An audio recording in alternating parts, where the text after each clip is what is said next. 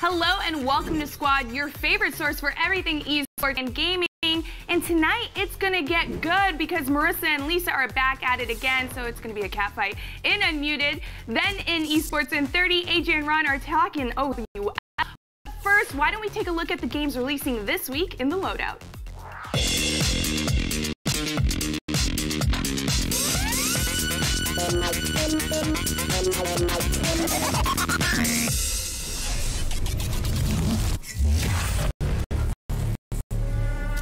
Good to go up here. Mindset. That should hold. It's been nearly 6 years since the release of the World War Z movie, which means it's as good a time as any for the video game adaptation to come up. But seriously, the World War Z video game is coming out, and it promises loads of zombie killing action. World War Z is a 4-player co-op multiplayer shooter where you play as the survivors of a zombie apocalypse that is overwhelming the world. Choosing from one of 6 character classes, you'll travel through New York City, Jerusalem, and other cities as you try to survive the zombie hordes. You'll build traps, make defense emplacements, and kill thousands upon thousands of zombies. Say what you will about the movie it's based on, but in the game, those hordes of zombies look absolutely terrifying. We haven't had a Left 4 Dead style game in a while, and judging from what we know so far, World War Z looks to be a pretty good co-op game to play with your friends.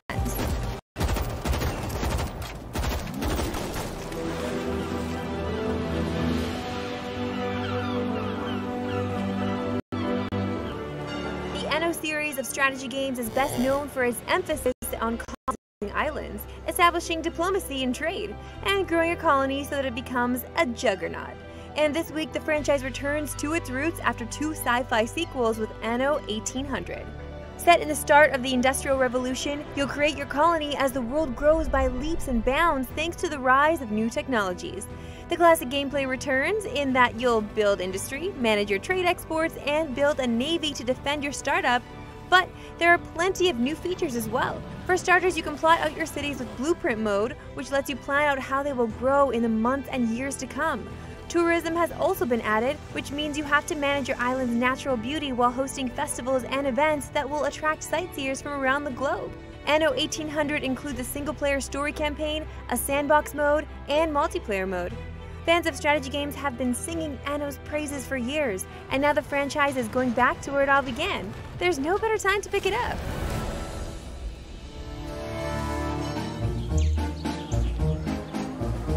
There's nothing quite like starting a new life in a town with nothing but a patch of land and some farming tools. Much like Harvest Moon and Stardew Valley, this week's My Time in Portia lets you create a life for yourself in a new town. The twist is that My Time in Portia's world is set in a colorful post-apocalypse. But it's not a dreary one. The world is filled with color and life, and there's a sense of whimsy in nearly everything you do. That said, the apocalypse still rears its head, since you can search for treasure and build fancy contraptions alongside your typical farming activities. Grow crops, raise animals, build furniture for your home, complete engineering projects for the town, cook some food, hunt down monsters in dungeons. I could just keep listing things you can do, but that would take way too long.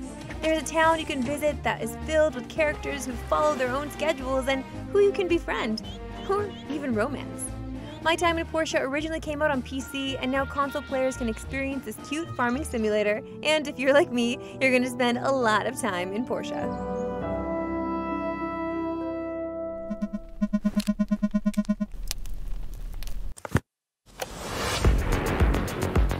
Katana Zero is a neo-noir game where you play as a samurai hitman hopped up on a drug that lets him predict the future. That's the strangest sentence I've said all week, but it does make for an awesome premise in this stylish action game. To be more specific, Katana Zero is about a hitman, that's you, who uses a katana and ingests a drug called Chronos that lets him see the possible outcomes of his actions. And it's not like this guy has much to work with. He can slash with a sword, dodge roll, and throw objects, but that's it. Like Hotline Miami, there's no health bar in Katana Zero. If you get hit, you die. And you will die a lot, because Katana Zero is a puzzle game where you have to keep searching for the correct solution. Of course, dying isn't boring, at least not when it moves as fast or looks as good as it does here. Katana Zero also has a dialogue system where you can learn new information from enemies if you're patient.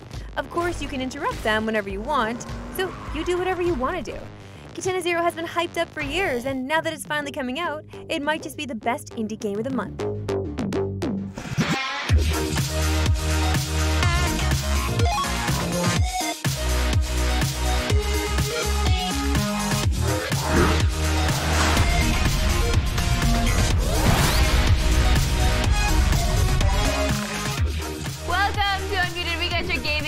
Hot topics, hot tweets, the spiciest memes. I'm Marissa Roberto. And I'm Lisa Dwan, and this is how the show works. Producer Tyler's got 2 minutes on the board for each topic, and we will present and possibly argue.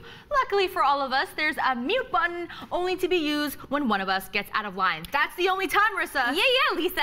Follow your own advice. Dang it. Listen, shout out to chat because we like it when you call us out when we're wrong and praise us when we're spitting truth. So let's get to it, shall we? Let's start with our first story, all about cheating and drama and Fortnite. One Fortnite player who has qualified for the Fortnite World Cup has been accused of cheating by his fellow players. Dubs FN, who is ranked second in the North American East qualifiers, allegedly had a conversation while using a different username with a cheat provider on Discord. No mention is made of the World Cup, and the only proof of the cheating is through screenshots of the online conversation.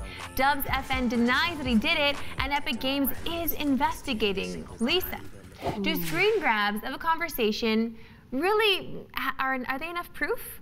Do you think that this is worthy of an investigation? Okay, I think the point is he is innocent until proven guilty. But unfortunately, because there was that conversation with the cheat provider, it's in Epic's, good, I guess they should look into it. Like, they have to make sure, especially since the World Cup is coming up and he's qualified and he's going to play in it, they have to make sure he is legitimate, or if they don't, then that's just bad on Epic's part. Yeah, for sure. But he is a cheat code. But how can these cheat codes be applied in the World Cup when they're playing? Like, how can that be a possible thing? We've seen this happen in many but you would esports. think that they would have barriers in place by this point. You would think, but it's happened before, Marissa. I don't know, because now he has an asterisk beside his name, unfortunately, with the whole scene with us now, because we're talking about it, and it kind of feels bad for him, especially if he didn't do it. Like, if he's saying he didn't do it, like, we kind of have to believe him at his word until he's proven guilty. No. Well, that's the thing, right? A lot of people, obviously, on the internet, we know they go for the witch hunt thing, and we're not condoning that at all. On Twitter, he said he didn't do it. He's willing to, like, play,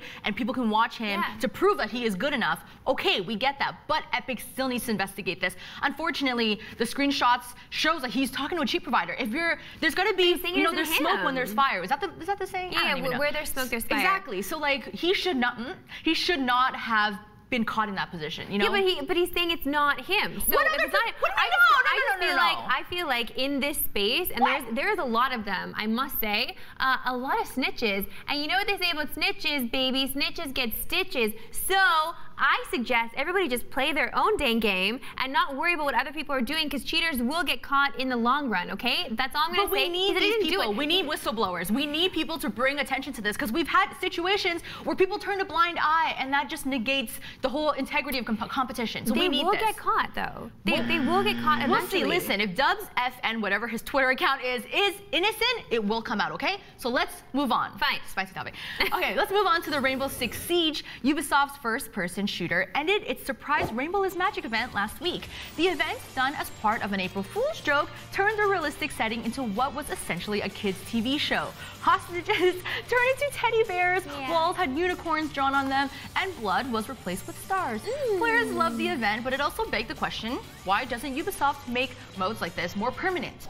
So what do you think? Do you think they should have, I guess, these modes turn into permanent modes? Well, I mean, they did have the whole Blood Dragon thing happen a while ago for Far Cry, and everybody loved that, and that was an actual version of a game. It was DLC content. I love this. I honestly think that this whole Rainbow and Sunshine Bright, Rainbow Bright version of the Rainbow Six is such an amazing idea, so much so that I feel like this should be the new esport. Let's sugarcoat it. Let's sugarcoat it with rainbows, lollipops, and sunshine, and then we can actually see Rainbow Six make its way to broadcast television, because these broadcasters don't want to display. Why do you think Overwatch is the game that they're going to? Yeah, and it's doing so well in numbers, right?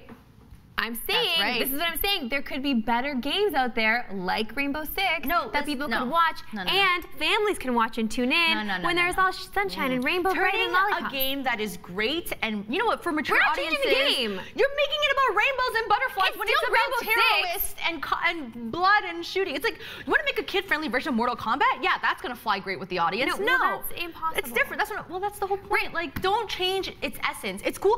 I like the idea of having two modes. There's like a friendly kid mode that, you know, kids can play, and then there's like the real version of the game that originally was intended. And the friendly kid mode is what is available to watch on television, on ABC, on TSN, on ESPN. They're not going to show a game with unicorns and butterflies on TSN. They're showing Overwatch, though. They're showing Overwatch, so it has a pretty lovely cartoony vibe to it. Overwatch has guns and they're shooting and killing people. This is why CSGO. This is why CSGO has not made its way to broadcast television. It is the superior esport. We all know it's true, but it hasn't made its way there because of the guns, because of the terrorism, because of the bombs. It's doing fine. Yes, but they still have salt. They still get mad when they see Overwatch getting all this attention when it should be theirs. So why can't we use a mode like this? Time will tell. Listen, Overwatch might be getting the spotlight now, but over time, the game that's better will sustain, okay? So you know what? Let's not get jealous of Overwatch right now. I'm not jealous of Overwatch. I'm trying to help Ubisoft and Rainbow Six shine brighter. Making kid-friendly like a rainbow. Shut up. Over at Apex Legends Land, it looks like Twitch viewers are turning away from the game in droves. The Battle Royale, which Twitch averaged 300,000 viewers during February, is now struggling to break 40,000 viewers regularly. The reasons why are varied. Some say it's too buggy, some say there's not a lot to do, and some say the Battle Pass failed to keep things interesting. So, Lisa, as a resident Apex Legends player... That's funny, guys. That's great. Who wrote that in the script? Is the game dying?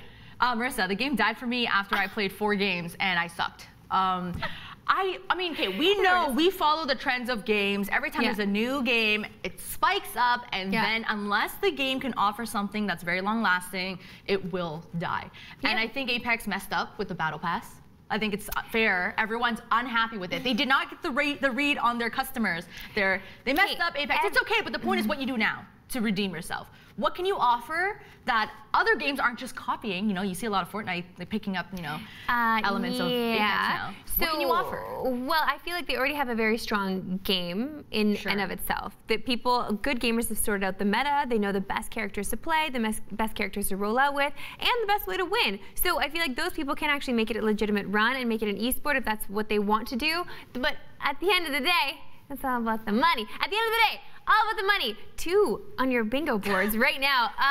So I'm not sure how EA and Respawn are going to continue to make money off of this if people are dropping off in droves. I feel like they can't continue this whole battle pass situation. They just need to spice it up and listen to their community. That's all. It's all about listening to the community, right? If you want the community to spend the dough, you got to give them what they want. That's all. Listen to the community. I'm curious to why, you know, before Ninja was like huge on this game. Because he was paid a lot of money to play it. So he didn't actually enjoy it? So this whole time he was just there for the money? It's funny how like money can help you enjoy things. Okay, so all of these players, all of these influencers were given a lot of friggin' dough to jump in and play, and because of that, all of their viewers jumped in to play. And now they stopped playing it. Yeah, but they stopped playing it because that's just what happens in life. Remember when everyone was obsessed with these fidget spinners? Do you remember that? I never had a fidget spinner. I did, and I honestly thought, oh my God, these are amazing. They're gonna last forever. I actually thought that. I hate fidget spinners so freaking much that I don't even want to hear from her. I'm not gonna let her rant about that. Screw fidget spinners. I'm glad it's over. All right, our last story of the day is about next generation consoles. But this isn't just some new rumor. Wired confirmed the first details on Sony's next gen console, which it is refusing to call the PlayStation 5. The console will feature upgraded hardware, backwards compatibility, and VR integration, among other features. It also won't come out in 2019, but perhaps for 2020? Well, you can expect more news about it sometime next year. We have to wait. All right, so, you know, the PlayStation 4 and the Xbox One, I believe, well, I guess you can listen while I talk. No, I'm unmuted. Oh, you're unmuted? Okay. Yeah, get ready. So I think it launched, what, 2013, those consoles? Yeah. Do you think it's time for a new console, or is this just way too early? I do not think it's time for a new console. I'm good, so are you. We've got a lot of different consoles and things and devices to play games on. We don't need any more, we're fine. Listen, all of this now is gonna come down to downloadable content and what we can play on the devices that we already have, on the systems we already have, on the PCs we already have. We don't need any more of this, we just upgrade the systems that are already at play. I don't like that we're filling landfills here, okay? We've already got our things, so why do we need to have more? They broadcast in 4K, everything looks beautiful and shiny and new on them. They can just do a software update on the actual hardware that we have.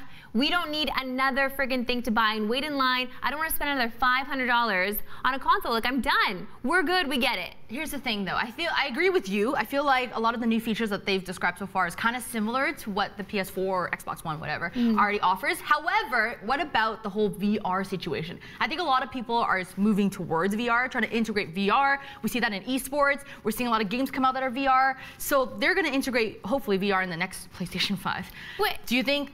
Because you can already do PlayStation VR right now. Like, Brody, that's how he lives his life. Like, he's not even in reality anymore. His weekends are spent where in he VR. is right now. I know, surprise. That's where Brody is, living in VR.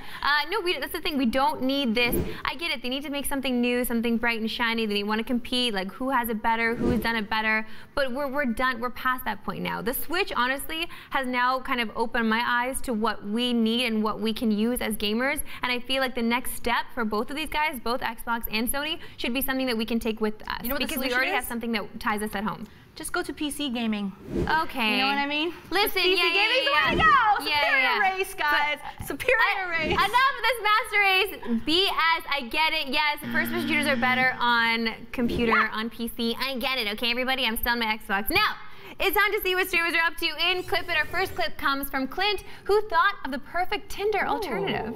Let me see this.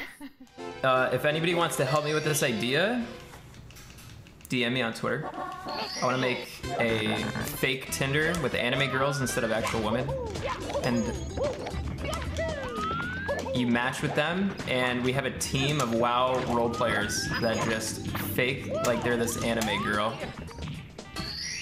And depending on how much money you give the anime girl, she will send you more pictures. Like if you hit the $300 tier, she sends you the swimsuit picture.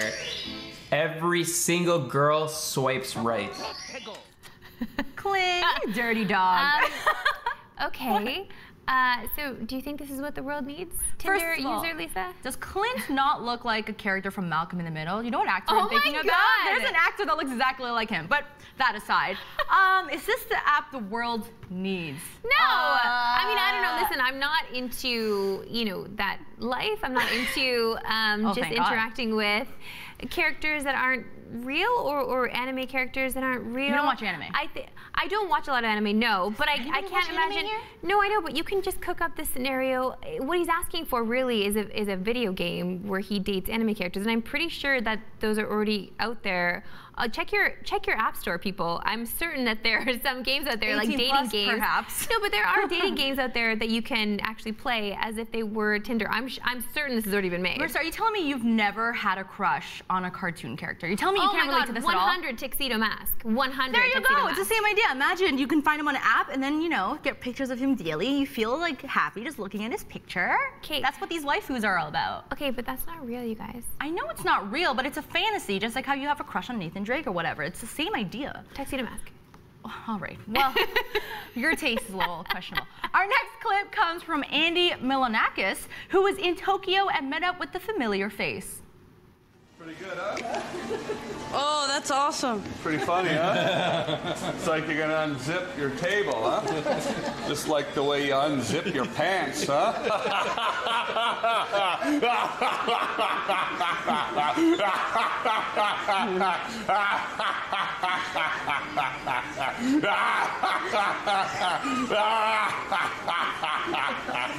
Unzip your table, just like how you unzip your pants. Chad, I'm gonna... Good to see you. Good to see you. Oh, Chad, I can't. Not like this. Not like You don't this. like You're Tom dying. Green? Why are you? Is that funny to you? I sort of love Tom Green, like Canadian icon right there. What was He his is great all movie? kinds of funny. Oh my God, Lisa, What is you're his- the worst. What? Listen. Name a movie. What? Name one of his best movies. I don't know. That's what I thought.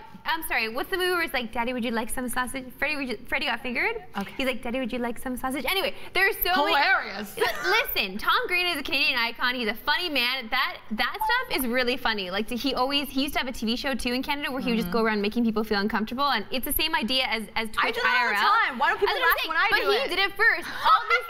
All these things that are memeing now he did before memes were a thing. That did make me uncomfortable. No, that's what I'm Yeah. saying. He did all of this first, so he deserves all the accolades, all the credit for everything we find funny in this world. Tom Green did it. Is he All on right? YouTube? Does he have a YouTube channel? I don't know what he's doing. What are you doing, buddy? You're missing out. No, he's on Twitter. He DM'd me once. What? What are you saying? What happened? It was PG. Let's take to Twitter now to spy on the pros and not so pros, like on again, off again. Noted stain on Blizzard's hands, and fellow Canadian XQC. Karma can nip you in the small ways over time. I hope you enjoy your descent into madness, you evil, evil boy. He says, went to an Italian restaurant and ordered a steak. Didn't eat all day, but I was so on edge of puking that I went home before getting it. They put it in a box. After 2 hours, I finally built up the courage to get up and eat. I opened the box, and it's effing strangers spaghetti. Kill me. First of all, is that what you think he sounds like? That's his voice that you imitate him in? Poor little muffin. Listen, them Mai Tais will get ya. No, that's karma. That's karma, Kramer. That's full-on karma. Oh, That's what you get. That's what you get. What? I didn't get it. I don't watch Seinfeld. What do you want from me? What are you talking about? I'm talking about karma. XQC is kind of a terrible person. Yeah. He does terrible things sometimes. First of all, What? I love spaghetti. I would be happy It's to open someone the box. else's spaghetti. Someone else had been eating that spaghetti in his wait, box. I was on a fresh one. No. I'd still eat it. Oh my God. Have you ever eaten someone else's food? Seriously? Have I ever eaten someone else's food? Yeah, someone else's food I that's dip already into your started. fries sometimes when, you know, I'm That bringing... fries is different. Fries is different than a plate of pasta. Have I ever eaten... No, I haven't eaten someone else's food, I think. How would I know? She's lying right now. No! Where's the lie? Where's the lie button? What? I don't know. I wouldn't mind some spaghetti, to be fair. All right, next up, Melee Pro Hungry Box is living in the moment. Aw. It's that time of year again. Homer being Homer, not in on the thing everyone's talking about. Classic. Marissa, yeah. This might be the question that like breaks our friendship. Oh, what? Are you in on it? Okay, here's the thing. I am in on it. I am 100 in on it, but I have not seen Sunday's episode yet. Marissa! So don't spoil. I know. Marissa, me too. I know. Hashtag me too. No spoilers, guys. If you guys put a spoiler in there, I'm banning you right now. Yeah, seriously, don't ruin it for the rest of the class. I don't like when people post spoilers. I did mute a bunch of stuff on Twitter just to make sure that I wouldn't get any spoilers. There's still been some. I know. Don't It's say fine. it. I won't say it. It's not that spoilery, but I won't say it. Never mind. Just moving on. Our last profound thought is a message from FGC long-standing member Katana Prime in a response to Tweety, another NRS player who has since deleted his tweet where he accused Sonic Fox of buying certain member spots into Summit. This is something that players have to campaign their way into. Okay, so KP, who is one of the names that Tweety dropped, released a video message. I'm not on the Summit team then. Did I complain? Nah, we ain't doing that. We just gonna work hard and get to where we trying to go. You know what I'm saying? When there's a problem or somebody gets something that I wanted, I don't complain. I congratulate and I work. Now, I'm not taking away from the things you've done, but to sit here and act as if you want some holy grail way up here and you ain't humble enough to understand that other people working too, chill. Now you trying to hate and take away votes from people because what? Because they don't deserve it? Stop crying every time something don't go your way, man. Talking about you playing dirty. I don't got nothing to do with none of this. We just campaigning.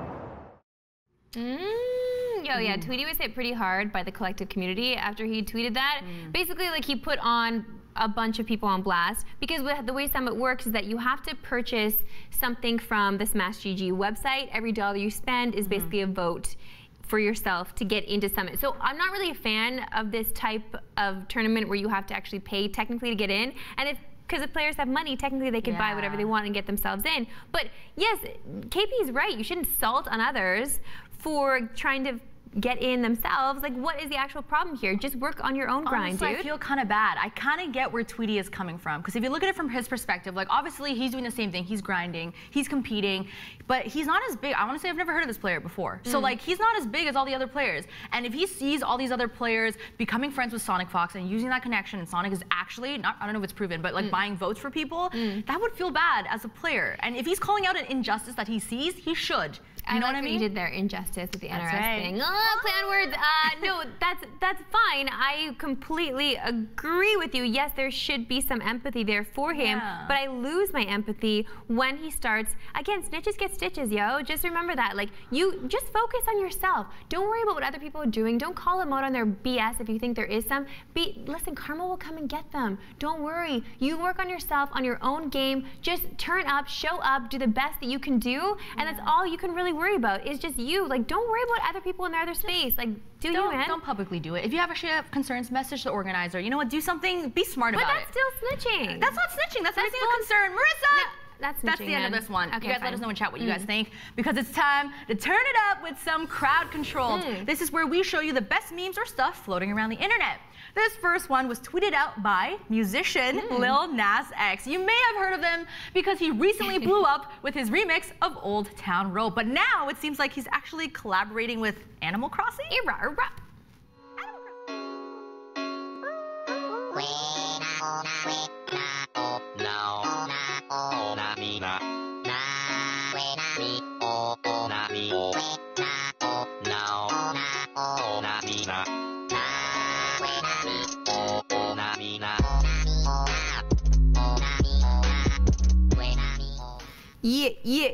Get it, Isa. Get it, Isa.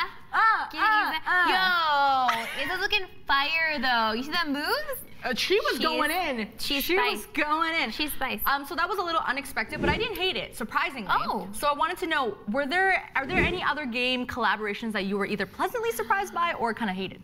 No, I can't. I mean, yeah, I guess I was surprised by the PUBG and Suicide Squad thing. I think everyone was. So weird. That was so weird. I'm like, okay, there's a thing that some things that happen when it comes to like money, when you can tell that like they only did this because of money, and there's no real reason for it other than money. Generally, I'm not into it. If you're giving fans fan service, like I mean, I like what Fortnite did with Marvel. Like, yeah, there was money involved in that too, but Marvel is still popping. The whole Thanos thing, like that was fun. It was a fun little surprise for people to get in game. So things like that are cool. The PUBG, yeah, I didn't get that at all. I publicly tweeted about it. I'm not sure if I upset PlayerUnknown, but I just like really was not into it at all. You know, I'm really excited for the whole recent news about like Drake and, well, The Weeknd more recently joining, like sponsoring a team, right? Splice. Oh, yeah. So I'm ready for some like hot tracks to drop. Like I'm waiting for a song.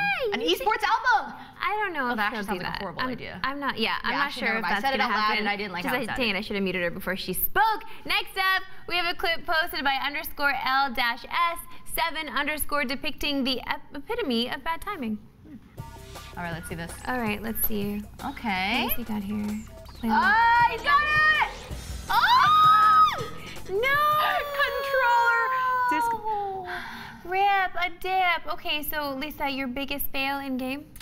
My biggest fail in game. Like rip moment. Rip moment. Not like okay. this moment. This was, I think I was actually streaming during this moment, so it's kind of, the record is out there. Oh, God. So I was playing a League game, and you know how there's always patches? So this was when Redemption was a new item, and they just released it. And if you don't, for those who don't know what Redemption is, it's basically an item that you can, it puts a circle on the ground when you activate it, and anyone inside that circle gets healed if it's your ally. Okay, so I heard about this item, but I didn't know what it looked like. So I was playing a game, and all of a sudden I saw a circle appear, right? And I was just like, oh my God, what is this? Is this an ability? And I flashed out of it, so I used another ability to get out of it. Oh, Lisa. And so I missed the heal, and everyone laughed at me. Because that was really embarrassing. No. You know, but and you can't do that in stuff like League because your whole team is gonna solve. And I flash. It's really bad to use a flash to get.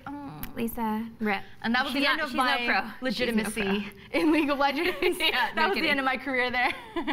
Shut it down. Yeah, shut it down. It's time to wrap it up with a super cool game created by comic artist Abel Alves. I hope I said that right. Once again, Game of Thrones final season is here, baby. So let's check out this 8-bit game inspired by the popular franchise. Yay. This is really cool. Look at this. Okay. So this is like epic beginning. It's an 8. Do you hear the song? The classic. Stage 1, To the Wall. I love this. Let me tell you something. Tyrion, for those who don't know, you know nothing, Jon Snow. Was that good? That was all right. Okay, fine, I'll work on it. Give me better. Okay, look at that! Oh my gosh. There's yes, a wall! Oh no, he wouldn't. No, okay, that's his dire wall. Okay. It just floated over the platform, but let's not look at that. He doesn't need to jump. Jon Snow! I would just play this to get this wonderful 8-bit version, right, of the Song of Ice and Fire. This is so cute. Is that not? You know what's funny is that Jon Snow actually knows everything. He knows everything. Are you trying? Is that a spoiler? No, I don't. I remember.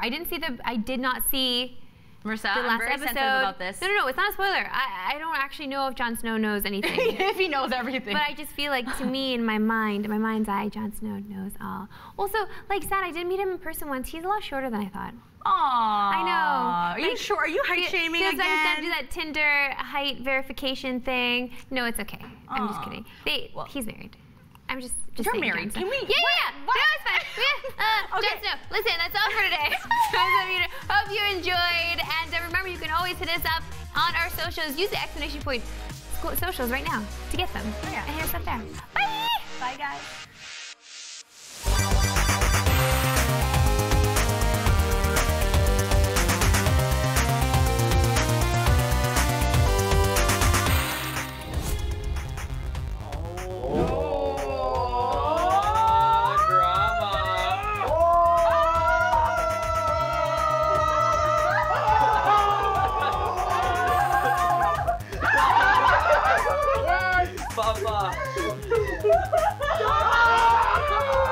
What is happening? Are you guys just playing your cards? Guys, I don't have any left. Take that! I don't know, what did I do? wasn't the majority vote on that? Yeah, but Agent didn't vote, he took over. Oh, that's true, you had to do Can't let Agent get his hidden agenda. that was epic. That's the thing, I was trying to stop the hidden agenda from being completed because I was the only person going for the other thing. I knew it! I love it when we play games that you could play along too. If you have any suggestions of games that we should play in the green room, let us know on our socials. In a bit, AJ and Ron are going to be taking us through the OWL Stage 2, Week 2 in Esports in 30. But first, why don't I get you caught up on everything that you need to know in Reported.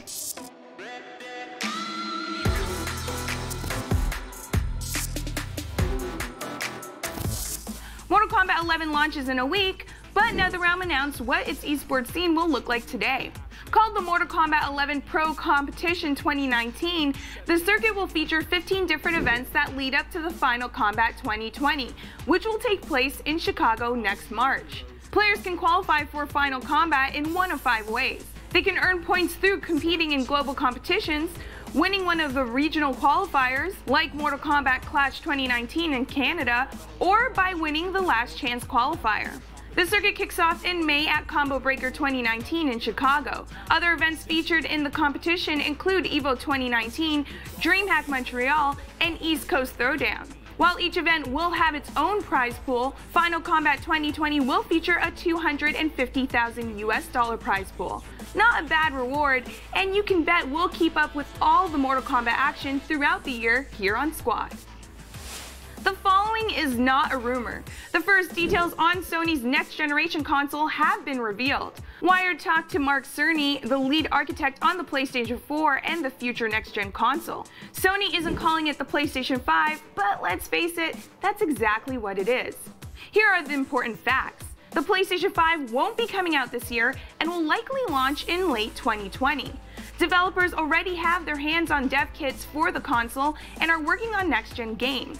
The console will be backwards compatible with PlayStation 4 and will have PlayStation VR support. Loading times have been dramatically reduced from the PlayStation 4, and the graphics will support 8K televisions, if you're one of the dozen people to own one. Sony won't be sharing any more details on the PlayStation 5 for some time, so feel free to go online and needlessly speculate about it for the next few months. Overwatch fans, we have good news for you. The annual Archive Lore event has launched, and it's bringing with it a brand new game mode and plenty of new skins. Called Storm Rising, the event features Tracer, Winston, Mercy, and Genji fighting through Havana, Cuba to capture one of the leaders of Talon. Like past Archive events, Storm Rising is a co-op mode where players go toe-to-toe against AI. It's also, unfortunately, only available for a limited time. Storm Rising runs from April 16th to May 7th, so you better start playing if you want to earn all the rewards before it's over.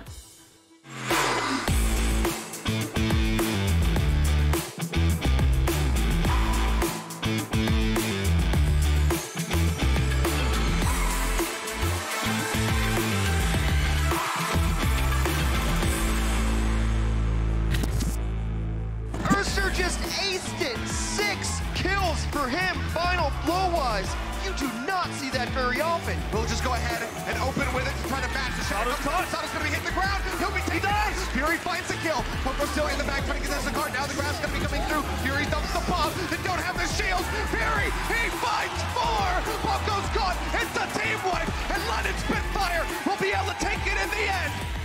Another fantastic week of Overwatch League action done, and there are a lot more questions than we got answers. Hello and welcome to Esports in 30. I'm AJ Fry. This is Ron Renanthra Lee, coach of UC Irvine's team, and by our powers combined, we might just together be able to solve the mysteries of Overwatch League. So you know what's interesting? Last week, we got some flack for both wearing blue, and today we're both wearing black. Do note, audience, that we do not plan this. So good things for our synergy, right? But also, you should know that just because you dress like me doesn't mean you'll be as good of a player as me. That is a fair statement. I was going to say we should have figured out some way of coordinating because we were talking until we both went to bed last night. So don't talk about bed. They're gonna think things. Let's talk about Overwatch. Clean up and move on as we get our brains in gear to break down what happened in the second week. And while Ron drinks his Nerve tonic and does whatever other pre-analysis prep he's got to do, why don't we check out some of the best plays from the last 4 days of Overwatch League.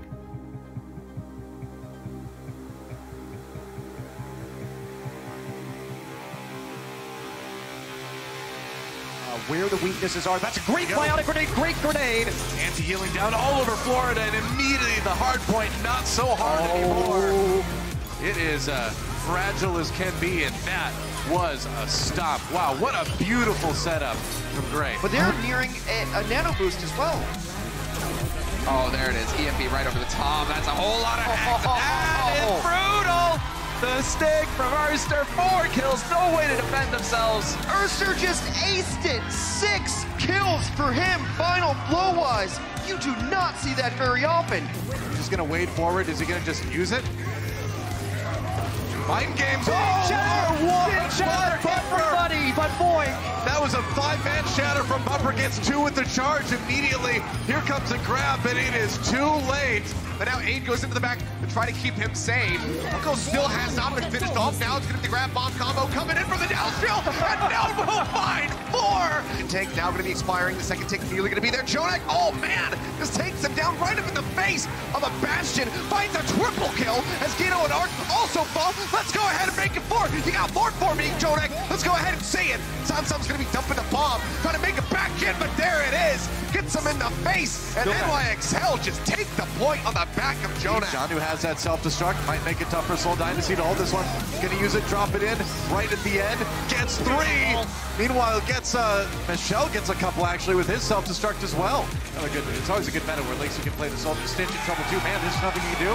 He's got the biotic field. He can just heal through the damage. John, who's taking a lot of damage too. Linkser popping off, man. On the smoker, gets the elimination on the mech. Dante finishes. Oh, there goes Slime. Linkser. We'll just go ahead and open with it to try to match the shot. Sato's going to be hitting the ground. He'll be taken down. Fury finds the kill. Poco still in the back trying to get this card. Now the grass going to be coming through. Fury dumps the bomb. They don't have the shields. Fury, he fights 4.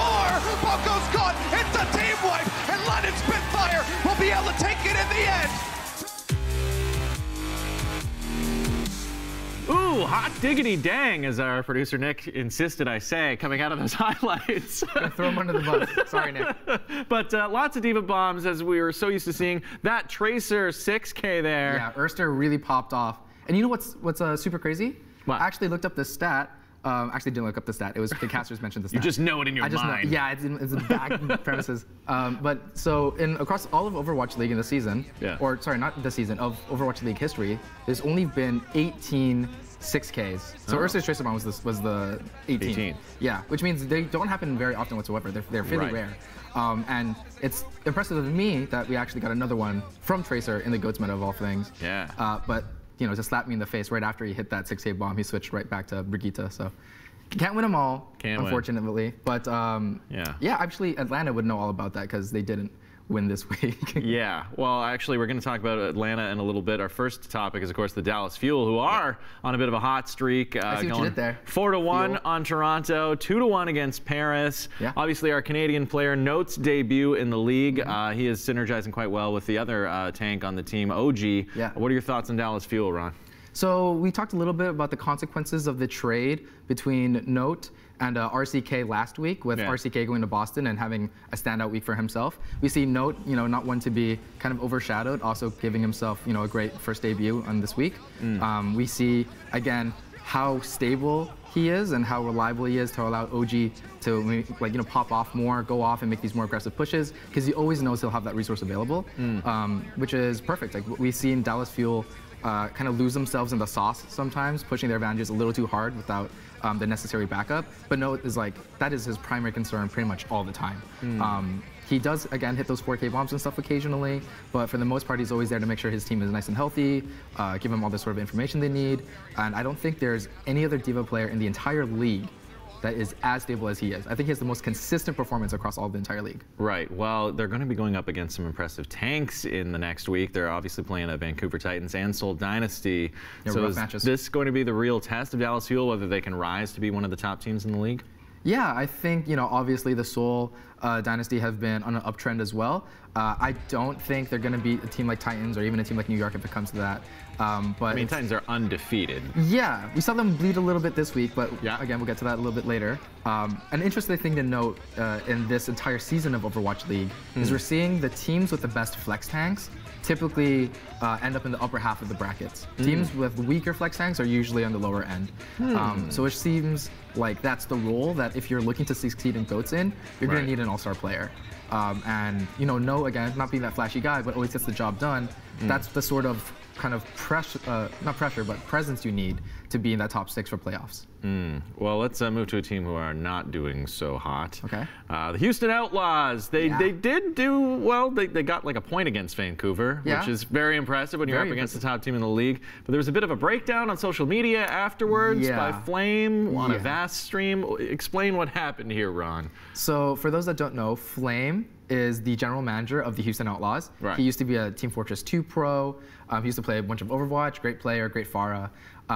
But he had kind of this whole outbreak on stream where, so let me set the scene for you. Yeah, they won their first map against the Vancouver Titans. But playing DPS. Linkser on Widowmaker absolutely demolished them. And it seemed like Vancouver, we've seen them falter before too against Chengdu and other teams that play DPS that they can beat it, but it's definitely, they have to put in more of an effort. So they found a winning formula. Yeah. And then they went back to GOATS against the best GOATS team in the entire league for the next 3 maps. And a lot of people on Reddit, a lot of the casters too, are like, that's, I'm not a professional coach here, but you won the first map playing one thing. You did really, really well at that, getting praise from the entire desk, and you just refused to play it for the next 3 maps.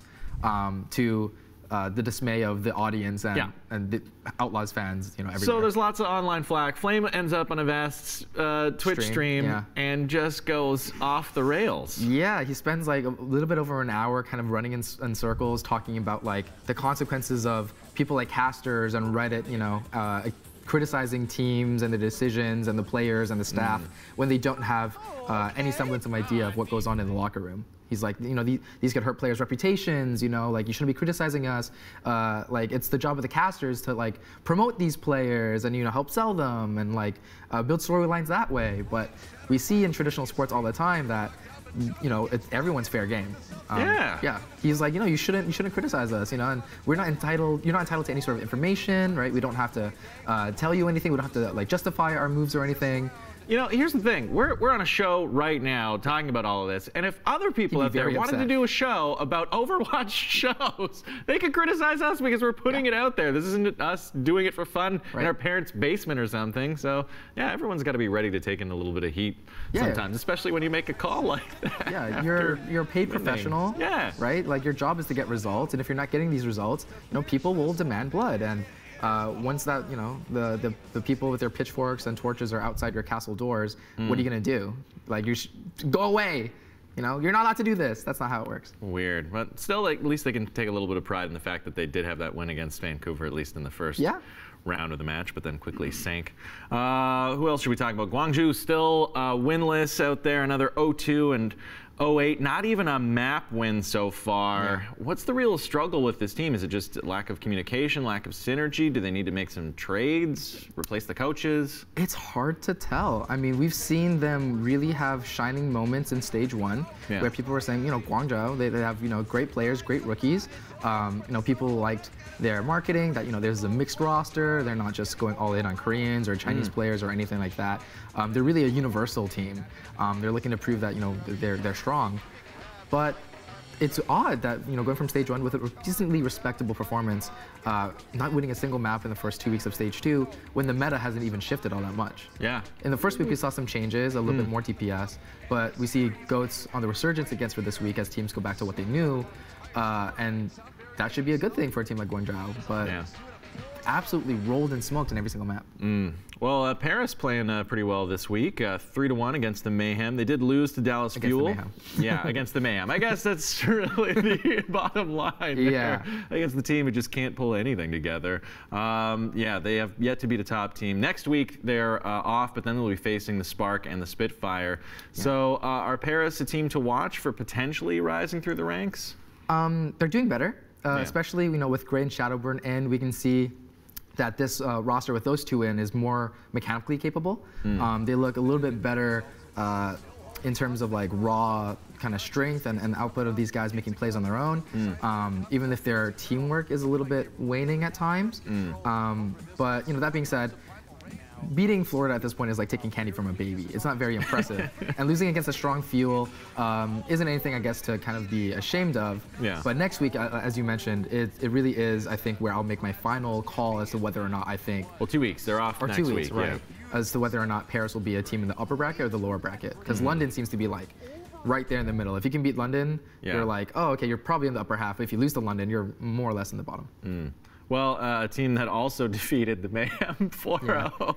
I mean, at this point, every team beats the Mayhem. They have like one win. Like, you don't have to feel bad about saying that. Well, I'm interested to talk more about Mayhem a bit later, but we'll focus on New York Excel first because they did defeat the Mayhem and also the Washington Justice, taking both teams 4-0. So New York beat Florida and Justice? No shock there. Yeah. But here's the thing. New York, they just always falter in the playoffs. Yes. They just kick ass during the season. Right. Unquestionably, they got Flower, the new debut from our young rookie in there, so they're still dominant. Is this really just like watching them win throughout the season and then expecting them to fall in the playoffs again? Yeah, I don't know what's with that. I mean, you know, or are we serving that narrative and like keeping that thought in the players' heads? Do you think Flame is right that like everyone on Reddit's like, oh, they're gonna choke, so it gets in their heads when they go to playoffs? I mean, maybe we gotta like, you know, you gotta ease up on build New York. them up. It's all our fault. It's not the players. Yeah, this show is the reason that we can't win a playoffs game. Yeah, no, like they're good. I think Flower had a great debut. You know, he wasn't solo carrying or like the prodigal star that everyone thought he would be, but he did his job. He did it fine. But this week isn't indicative of anything. They played the 2 worst teams in the league by far. They're worse than like most contenders teams at that. So no surprises here. Well, then let's jump to Florida and their contenders team because this is hey, our boy Paintbrush. Exactly. Well, we had Paintbrush on the show a couple of weeks back, and their contenders team are just tearing it up. Yeah, undefeated. They're just undefeated so far. Is there any thought, or is there any precedent, or is there any rule against just flipping your teams? What if you just gave your contenders team a shot in the league? Really? Yeah, so how it works is if you have signed, if you're an Overwatch League team and you have an academy team, everyone on your academy team is your first pick. So if anyone wants them, they have to approach you, they have to say, hey, can we have this guy? You're allowed to decline at any moment. They're your players, right? Interesting. And on top of that, you can promote them on a dime. So at any moment, if you're on an academy team from Overwatch League team, you can be called up if the occasion arises. They can switch their entire roster right now if they wanted to. So why would they not do that? At this point, when they're Koreans. Okay. You know, there's like, okay, listen, we got a new vision, right? Koreans are the name of the game. You need Koreans to succeed, which is obviously not true. I mean, the best teams are Korean. It works for the Vancouver Titans pretty well. Yeah, it works for them. It works for New York, but it doesn't work for everyone. We see Toronto, all-Korean team. Yeah, struggling this week. We'll get to them soon, I'm sure. Right, but Florida, they're really committed to this direction. Yeah. And they've had kind of, you know, the first week of stage 2 been blowouts, and then this week as well. So at one point, do you think they should be like, oh, maybe we're wrong, maybe we made a horrible mistake, and we should see if we could salvage this? But then what happens to your like main team if you do that flip and bring up your contenders team? Yeah, you could demote them if they agree, or if they don't agree, then you have to bench them, and if they don't, you know, if they aren't happy there, you got to sell them or fire them or something. There's only so many slots you're allocated. You have a max of 12 on your Overwatch League team. Okay. I think at this point, Florida has 6. So if they really wanted to, they could just promote all their contenders players, fill another roster. Throw them up on the main stage, give them a shot at glory. Throw all that money out there. They obviously don't want to do that as well. No. They're notorious for kind of being a little bit more on the penny pinching side of teams. Right. So do you think they'll give them like another few weeks before major changes happen? I mean, there's still obviously 2 more stages after this one in the whole season, but you want to have like your best team going into the finals. They, for the sake of their image, I have a feeling that they're going to ride it out a little bit longer. Yeah. You know, 2 weeks or 3 weeks after all isn't a ton of time to get to the top of the standing, so we can understand that. But we're seeing very little results or improvement overall over these past 3 weeks, and I think, you know, given how much they've said like they changed their vision and are dedicated to this, I don't see them switching out until fairly late in the league or even riding all the way through. Okay. I do have a sinking suspicion we'll see their contenders players actually either go to other teams or be promoted at some point, though, because these guys are insane. Yeah, they've been killing it. Well, a team that's looking to do better, doing better now, got their first win against Atlanta, although another team that's often... no Jafran, no wins, right? Yeah, giving up the wins. KSF looking very solid on Zarya for the Valiant, the LA Valiant. We'll talk about their Battle of Los Angeles, but overall, thoughts on Valiant this week? Better. They looked good in their match against Gladiators, who many thought would be a blowout one way or the other. No, that was super close. Yeah, very close. 2-1 with a tied map as well in the Battle of LA against the Gladiators. Obviously, the huge crowd involved there for these LA teams. yeah, no drama around Valiant this week, or the Gladiators as well. A little bit on their social media because it is the Battle of LA. You know, Yeah. people come in, they're always dressed in armor and like cosplay, and they're cheering with their giant crowds on the left and right sides of the stage. They split it up nice and even. Yeah. Yeah, I don't think anyone's surprised to see the Gladiators win, but I'm sure a lot of LA fans are happy that it was close as it was. Actually, on Twitter before the match, Gladiators actually tweeted out something along the lines of, "Oh, you know, if you're coming into this match, Valiant, you better be prepared. You know, LA deserves like a close match." Yeah. And Valiant were kind of like weak in the rebuttal. They said something like, "Oh, if you think that was like necessary to tweet, you know, you should reevaluate yourselves." To which Gladiators responded, "We hope you also up your social media game." Yeah. So losing on all fronts there, losing on the social end, losing in the match. But overall, Valiant are doing better. Hopefully we'll see them bounce back a little bit more. I think they're finally starting to see glimpses of putting themselves together. Well, what is giving the Gladiators the edge over the Valiant and other teams? Why are they doing so well these days? So for one, Valiant had lost Coach Moon a couple of weeks back. They just picked up a new assistant coach in Promise, who, to tie this back a little bit, used to be you know, a coach on the Mayhem Academy, who are again undefeated, beat Fusion Uni, who was previously undefeated, right? So they got some good management there. I'm sure they've sorted out some sort of internal conflict. They look a little bit tighter together. I want to credit them mostly because the players don't seem to be super special. They don't seem like they can go necessarily toe-to-toe with other players just yet. Probably still lacking some of that confidence, but they're more united, which is ultimately the name of the game. You know, Overwatch is a team game. Well, a team that had a lot of unity and then had a bit of a roster shakeup with the addition of IM37. The Toronto Defiant not looking so hot anymore. We were so happy that they were, you know, third at one point in the first stage, and now they're sitting not so great. Not so great. Well, do you want to credit them to, you know, want to credit the losses to growing pains? Do you think bringing in a new player mid-season would do that? Well, or do you it's think someone who has so little experience in the actual competitive circuit, just moving from like ladder to what, like 3 games before? Yeah, he played like a game of contenders or trials, and he was like, "Oh, well, I'll just skip the rest of the path to pro." Yeah. So I mean, he's got the skill, but he just doesn't have the experience, and obviously the team doesn't have the experience playing around IM37. Right. And they were going up against some really, excuse me, difficult teams. Philadelphia Fusion, and also the Dallas Fuel, who are super hot right now. Yeah, both these guys are on the uptrend. Toronto, we thought, you know, after stage 1, they were like, oh, you know, top 4 team maybe, top 5, top 6, around there. Definitely didn't play like it this week. But I don't think it's a lack of skill on IM37's part. No. We saw him like, he does something insane on Brig, which I don't see many other players do, but he has like this 6th sense for where Sombras are when they're stealthed. Right. Like, he'll know Sombras has EMP and like looking to flank him, and he'll turn around, throw a whip randomly, and just bonk her in the head. Perfect timing. He did it twice in a row on a Paris second point, which is like, I thought he was cheating. I'm like, he's a pro player. He must have well, like everyone something. thinks he's cheating. Yeah. XQC was saying this guy's a cheater before. Maybe so. he was right all along. Maybe. He's cheating with some sort of implant in his head He's or a something cyborg. like that. That's it. He's like Genji, but like in real life. Well, let's circle back to Shanghai and Chengdu. The weaker team ultimately ended up winning. The weaker team on paper ended up ultimately winning this one. Were you surprised by this battle? Yeah, I like Chengdu. I think they're super fun to watch, right? I'm big fans of them myself. And then Shanghai just 3-1. I mean, it was a fight. There was some back and forth there, but and we saw teams mix it up a little bit. You know, Chengdu playing a lot of DPS still. Shanghai playing some of it here and there.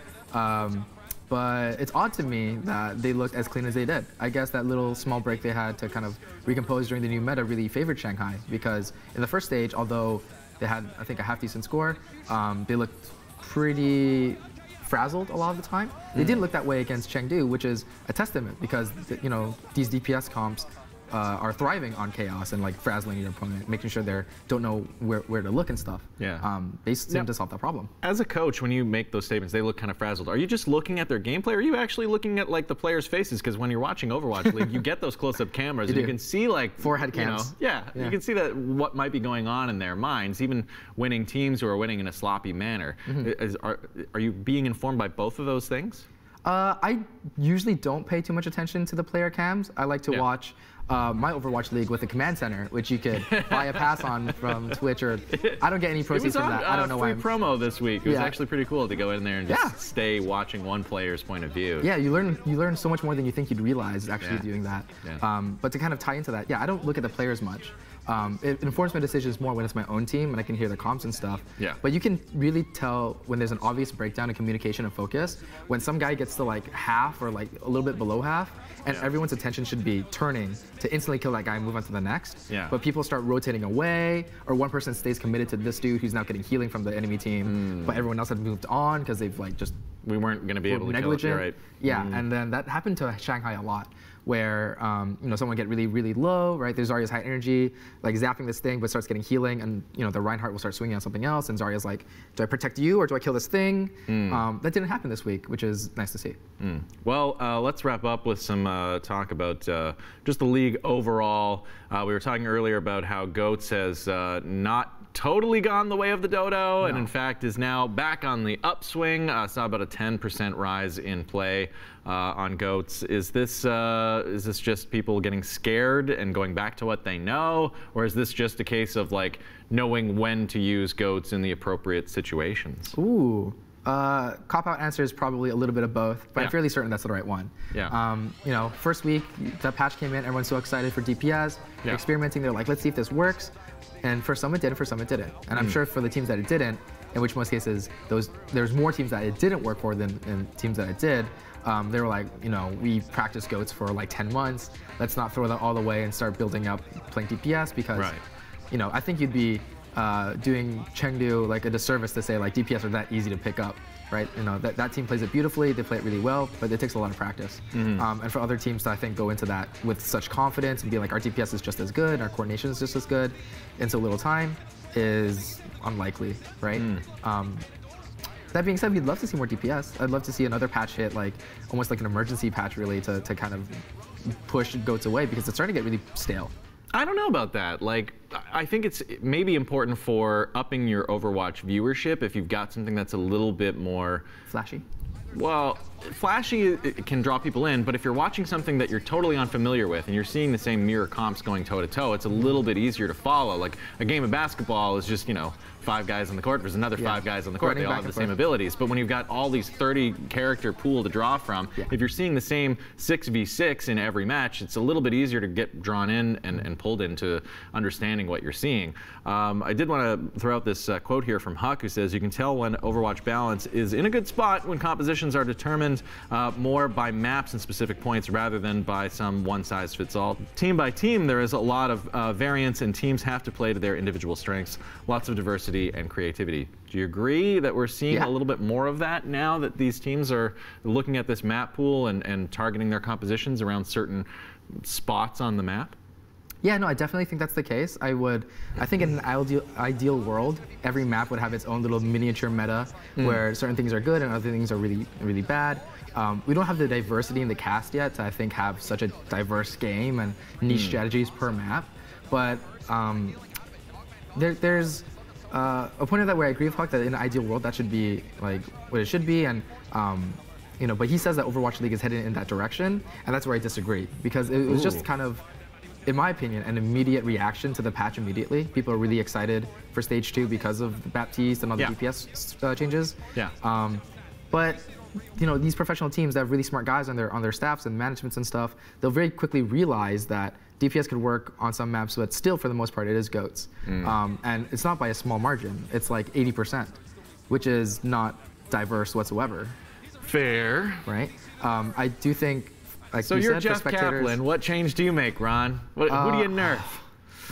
Okay, here's my opinion. If you don't want to implement role queue, and say you have to always play a 2-2-2 comp with 2 DPS, 2 tanks, and 2 supports. Yeah, that's not exciting. Yeah, if you want to have like the creativity be flowing and have everything be you know, free to explore, then you have to hit some problem heroes harder.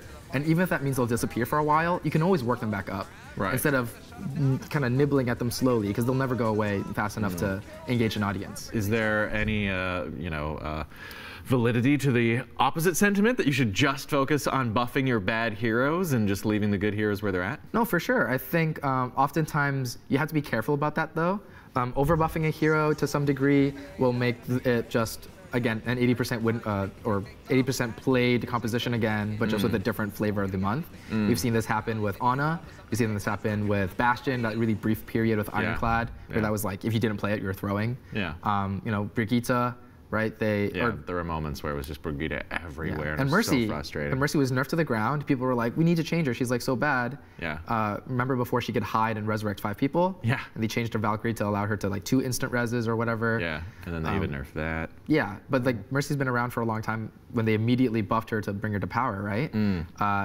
I would prefer buffing weaker things than nerfing stronger things as like a philosophy. That's the opposite of what you started this conversation on, Ron. Which is why I just said, but it's harder to do. It's a lot harder. It's more dangerous. Yeah.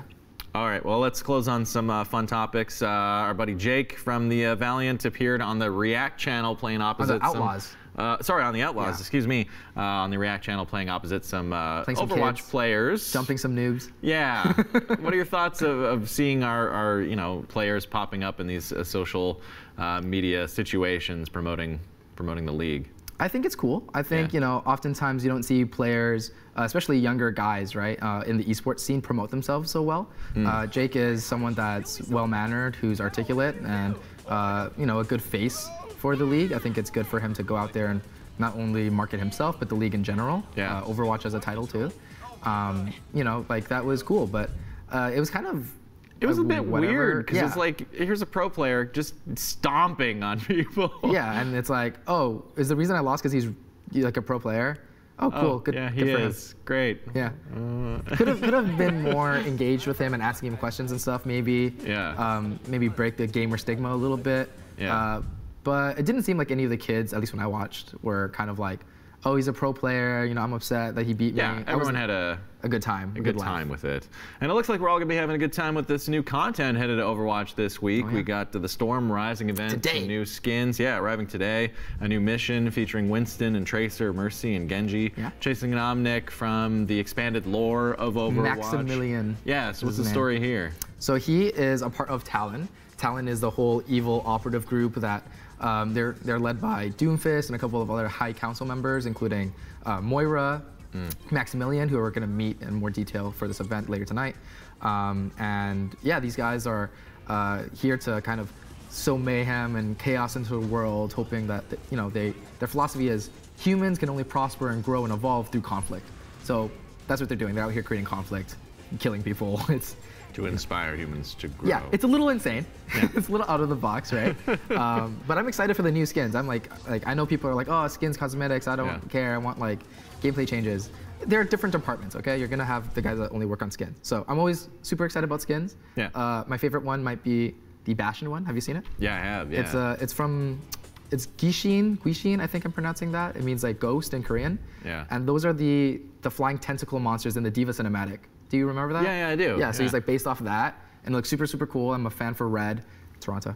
Yeah, it looks awesome. Do you have a favorite skin? Anything you're looking forward to? I mean, I think the Soldier 76 one is pretty neat. That's the lamest one. That's the lamest one. He's just a dude. Okay. He's a dude with metal. The Moira one then. She's just a chick in a lab coat. Well, we're just two dudes on a couch saying thank you very much for watching us here on Esports in 30. That's all we got for you today. But tomorrow, same time, same place, Marissa and Drewface will be talking about Smash Ultimate, and I know you don't want to miss that. Until then, check out our socials at Squad State, and we'll see you in the future. Only true Simpsons fans caught that Simpsons reference AJ threw out just now. If you did, let us know in chat. Remember, we're back here tomorrow starting at 1 p.m. Eastern with gameplay live in the green room. And then again at 8 p.m. Eastern tomorrow, we have more Unmuted. And in Esports in 30, we're talking FGC. Till then, you can tune into all of our socials and our YouTube channel for all the VODs in case you missed anything. Thank you guys so much for watching, and we'll see you tomorrow.